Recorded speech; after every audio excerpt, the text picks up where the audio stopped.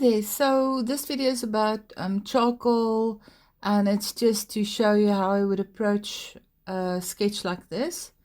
What I like about the sketch, I found it on Pinterest, is the different phases that a face goes through, and the artist has demonstrated how they start, second phase, third phase, and how they would complete it. So I'm just going to use it as reference material, as a starting point. It won't look like an end because I don't really want to copy. I just want to interpret what I see. And it's basically just to teach you, how do you approach charcoal? How do you go about it? You can see this is not very, there's no lines there. So you don't start with line. I usually start with line, but this is not like that. So this is working completely differently.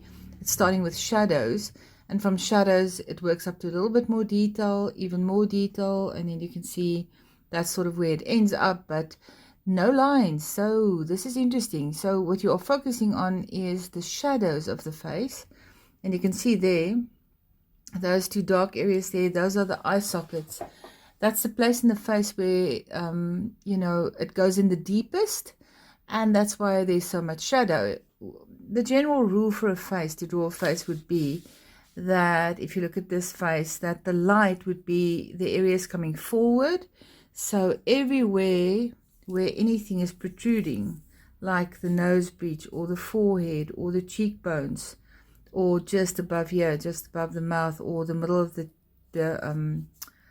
chin, or over here, any place where there's something that's protruding on the face, coming out forward, that's going to get light. Everything that moves back, that recedes, if you look at the skull, you'll understand what I'm talking about, because you can see there's two really black holes in there. So it goes in a lot deeper than anything else.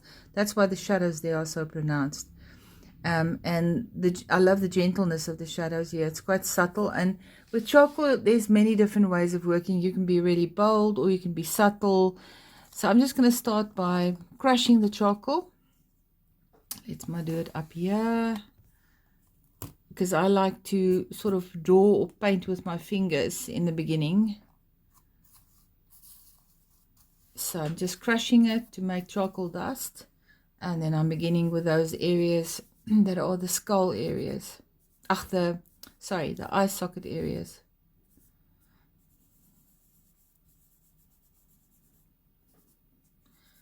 Just working up. Don't start too dark. Start with like a medium shadow, medium tone. If you go too dark and you mess it up, it's much more difficult to fix. So yeah, just always start lightly.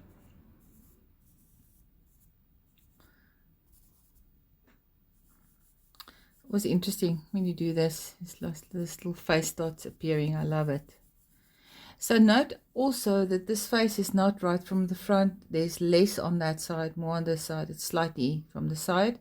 So you have to take that into consideration when you place the eyes, for instance, because you can't make them exactly the same size. It's not the same view. The one is a little bit further away because it's a side view's face, and the other one is closer to you, so a little bit larger. I'm still just placing my first basic shadows.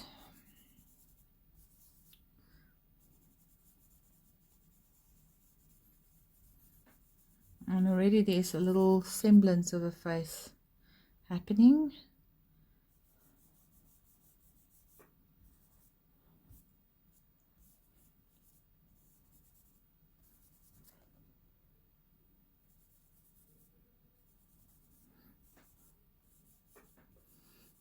It's almost as far as I would go with the first phase. Just crush some more charcoal. And I have to decide, where am I going to go a little bit deeper. Underneath the chin there's usually more depth, and that pushes the chin out as well visually. See, that shadow connects with the side of the face there, so I'll put that in. Might work up this as well. No lines yet, ne? Finger painting. Charcoal painting.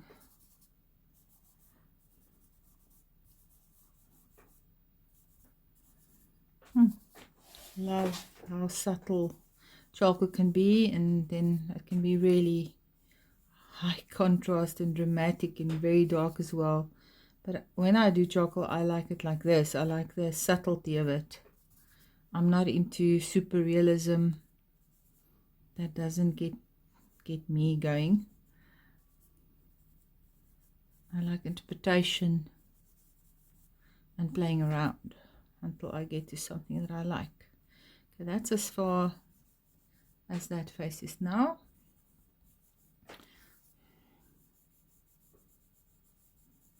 Still haven't used anything else but my fingers and charcoal dust. And there's a face happening, appearing. And again, I'm going to start deepening a little bit more. Just a wee bit more.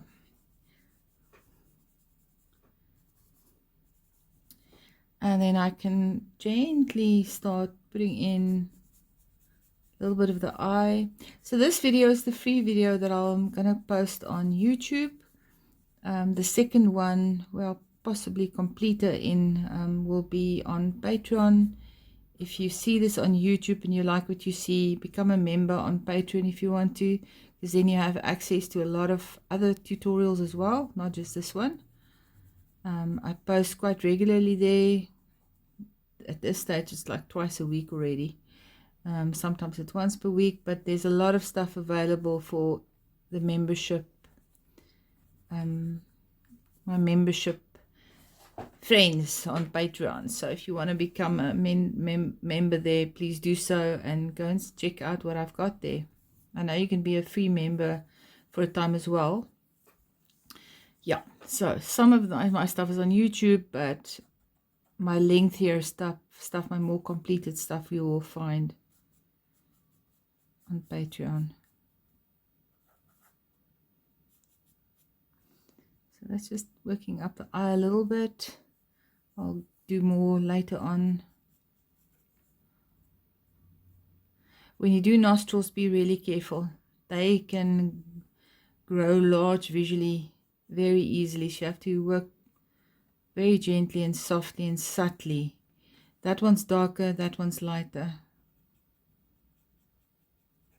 And that one is looks slightly bigger as well. This side, there's more of the nose on this side.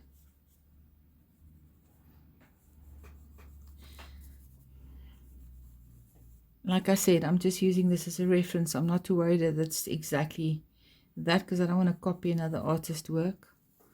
I'm just using this as a point of reference to start what I want to do.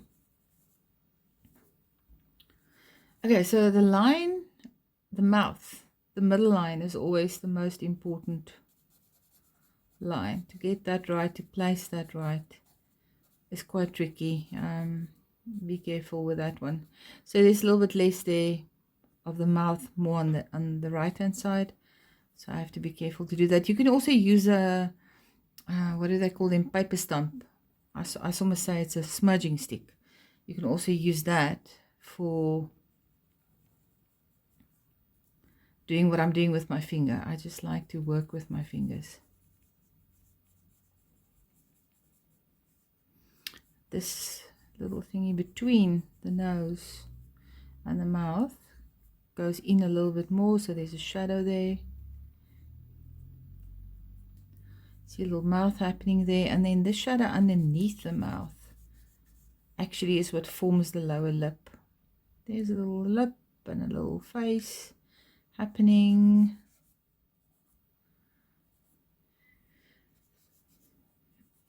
So what you want to know about the eye is that if you look at there's a whole eye in between the two eyes, and there's like a half an eye on this side before you get the edge here of the face.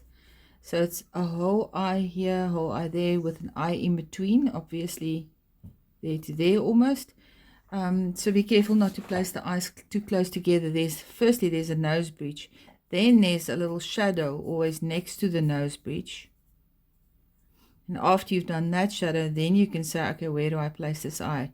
I oftentimes find that people place the eye here, but it's always too close because they've forgotten there's a nose bridge, then there's a little shadow, and then only do you get to the second eye. So that's important to know. Try not to overwork. Keep your highlight areas. Keep your white. That your white, the paper becomes your highlight. If you lose it and you make everything dark and you just don't have any highlights, it's very difficult to put it back. You can't. It's difficult to go back to the white of the paper once you've worked over it. So rather approach it cautiously and look where the highlights are and try to keep them there. It's another little eye happening. Okay, but I think for what I wanted to post on YouTube, this is enough. I hope you enjoyed it and learned something. And subscribe to my channel if you like what you see on YouTube. It's Mariana Booyens Art. And go and check out the Patreon if you want to get more lengthy tutorials or see how I complete the face. Okay then, bye.